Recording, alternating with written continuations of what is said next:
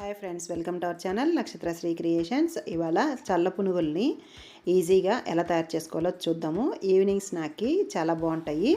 అయితే ఈ చల్ల పునుగులు చట్నీ ఎలా ప్రిపేర్ చేసుకోవాలో చూద్దాము. ఫస్ట్ అయితే ఒక బౌల్ తీసుకొని అందులోకి ఒక 2 కప్పులు మైదా పిండిని వేసుకోవాలి. ఏ కప్పుతో అయితే మనం మైదా పిండి వేసుకుంటున్నామో అదే కప్పుతోటి ఒక కప్పు పెరుగును కూడా వేసుకోవాలి. ఈ పెరుగు అనేది పుల్లటి పెరుగు అయితే చాలా బాగుంటుంది, లేదు మామూలు పెరుగు అయినా సరే వేసేసుకోండి.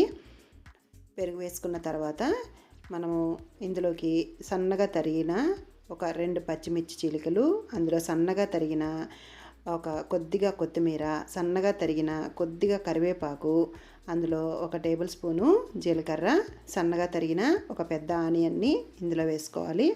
తర్వాత రుచికి సరిపడినంత ఉప్పు కూడా వేసుకోవాలి. ఇందులోనే ఒక 1/2 టేబుల్ స్పూను వంట సోడా కూడా వేసుకోవాలి.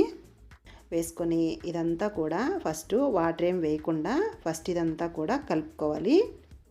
ఇందులో ముందే వాటర్ అయితే ఎక్కువ వేసేసుకోకూడదు, ఎందుకంటే ఈ పెరుగు ఈ పిండి అంతా మిక్స్ అయ్యే లోపల మనకు వాటర్ అనేది ఎక్కువ అయితే పట్టదు. మనము ఏ కప్పుతో అయితే పెరుగు వేసుకున్నామో అదే కప్పుతోటి ఒక 1/2 కప్పు వరకు వాటర్ పడతాయి అంతే. అది కూడా మనం చూసుకుంటూ వేసుకోవాలి. చూడండి, కొద్దిగా ఇదే వాటర్ సరిపోతుంది మనకు.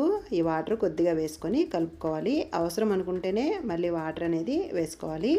ఒకేసారి ఎక్కువ వాటర్ వేసుకున్నట్లయితే మనం పునుగులు వేసుకునేటప్పుడు షేప్ అది సరిగ్గా రాదు. ఎందుకంటే మనము ఈ పిండి ఇలా చూడండి, ఈ కొద్దిగా వాటర్ మాత్రమే సరిపోయాయి నాకు. పిండిని కూడా కన్సిస్టెన్సీ చూసుకుంటూ కలుపుకోవాలి. ఇలా బాగా మిక్స్ చేసుకోవాలి పిండిని. అప్పుడే మనకు పిండి అనేది బాగా పులుస్తుంది. పులిసినప్పుడే మనకు ఈ పునుగులు అనేటివి చాలా పర్ఫెక్ట్గా వస్తాయి. పిండి కన్సిస్టెన్సీ చూసుకుంటూ బాగా కలుపుకోవాలన్నమాట. ఇలా బాగా కలపాలి పిండిని, అప్పుడే మనకు బాగా పర్మెంటేషన్ అవుతుంది. ఇది కలిపిన తర్వాత కనీసం అంటే వెంటనే అయితే పునుగులు వేసుకోకూడదు. ఒక 3 to 4 అవర్స్ మీకు టైం ఉంటే అలా కలిపి ఉంచుకున్నట్లయితే బాగా పర్మెంటేషన్ అవుతుంది. మనకు ఒకవేళ పుల్లగా ఉన్న పెరుగు లేకుండా నార్మల్ పెరుగు వేసుకున్నా సరే ఇలా మనం ఒక 3 అవర్స్ పులియబెట్టడం వల్ల పిండి అనేది బాగా పులుస్తుంది. అప్పుడే మనకు పునుగులు అనేటివి చాలా పర్ఫెక్ట్గా వస్తాయి. చూడండి, పిండి అంతటిని కూడా బాగా బీట్ చేసుకోవాలి. బాగా ఇలా కలిపేసి ఫైనల్ బాగా కలిపిన తర్వాత దీన్ని మూత పెట్టేసి నేనైతే ఒక 3 అవర్స్ పర్మెంటేషన్కి వదిలేసాను. ఈ లోపల ఇది పర్మెంటేషన్ అవుతూ ఉంటుంది.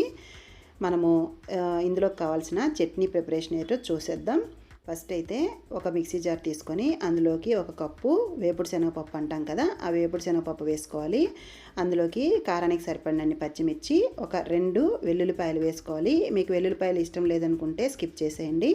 అందులో రుచికి సరిపడినంత ఉప్పు వేసేసి కొద్దిగా వాటర్ వేసుకొని ఈ చట్నీని మెత్తని పేస్ట్ అండ్ ఎంత మెత్తగా అంటే అంత ఫైన్గా ఉండాలి, అంత మెత్తగా గ్రైండ్ చేసుకోవాలి. చూడండి, నేను మిక్సీ జార్లో చూపిస్తున్నాను మీకు. ఇంత ఫైన్గా ఉండాలన్నమాట చట్నీ అనేది. ఇలా బాగా గ్రైండ్ చేసుకున్న తర్వాత మనకు ఒక గిన్నెలోకి ఈ చట్నీని ట్రాన్స్ఫర్ చేసుకొని మనము మరీ లూజ్గా కాకుండా మరీ గట్టిగా కాకుండా మీడియం కన్సిస్టెన్సీలో చట్నీ అనేది ప్రిపేర్ చేసుకోవాలి. అవసరం అనుకుంటే ఇందులో కొద్దిగా వాటర్ యాడ్ చేసుకోండి. తర్వాత ఈ చట్నీలోకి పోపు పెట్టుకోవాలి. మళ్ళీ స్టవ్ మీద వేరొక చిన్న పాన్ పెట్టుకొని ఒక 2 టేబుల్ స్పూన్ల ఆయిల్ వేసి ఆయిల్ హీట్ అయిన తర్వాత ఆవాలు, జీలకర్ర, ఎండుమిర్చి, కరివేపాకు వేసి ఫ్రై అయిన తర్వాత ఆ చట్నీలో వేసేసి కలిపేసుకొని చట్నీ పక్కన ఉంచుకోవాలి. తర్వాత ముందుగా మనము మ్యాగ్నెట్ చేసుకున్న ఈ పిండిని ఒకసారి చూడండి. పిండి అంతా కూడా ఎలా వచ్చిందో సాఫ్ట్గా ఇలా బాగా పులుస్తుంది. పిండి అనేది ఒక 2-3 గంటలు మనము అలా పర్మెంటేషన్ చేయడం వల్ల ఇలా మళ్ళీ ఒకసారి అంతా కూడా బాగా కలుపుకొని డీప్ ఫ్రైకి సరిపడా ఆయిల్ పెట్టుకోవాలి. చూడండి, పిండి కన్సిస్టెన్సీ అనేది మనకు పునుగులు వేసుకోవడానికి వీలుగా కలుపుకోవాలి.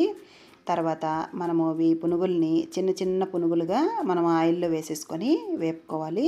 ఇలా వేసిన తర్వాత ఇవి రౌండ్గా ఉంటాయి కదా, అంతా మనకు పునుగు మొత్తము ఫ్రై అవ్వాలంటే ఇలా గరిటతోటి బ్యాక్ సైడు ఇలా మనము రౌండ్గా తిప్పినట్లయితే పునుగులు మొత్తము ఈవెన్గా వేగుతాయి. అందుకనే మనము ఈ పునుగులు వేసిన దగ్గర నుంచి గరిటతోటి ఇలా కలుపుకుంటూ వేపుకోవాలి. అప్పుడే మనకు పునుగు లోపల నుంచి బాగా వేగుతుంది. స్టవ్ ఫ్లేమ్ కూడా మీడియంలోనే ఉంచి పునుగులు అనేటివి మనం ఇలా ఫ్రై చేసుకోవాలి. ఇలా ఫ్రై చేసుకున్న తర్వాత పునుగులన్నిటినీ కూడా ఒక ప్లేట్లోకి సర్వ్ చేసుకోవాలి. ఈవినింగ్ స్నాక్ కింద పిల్లలు కానీ పెద్దవాళ్ళు కానీ చాలా ఇష్టంగా తింటారండి. టేస్ట్ కూడా చాలా బాగుంటాయి. తప్పకుండా ట్రై చేయండి. Thank you for watching.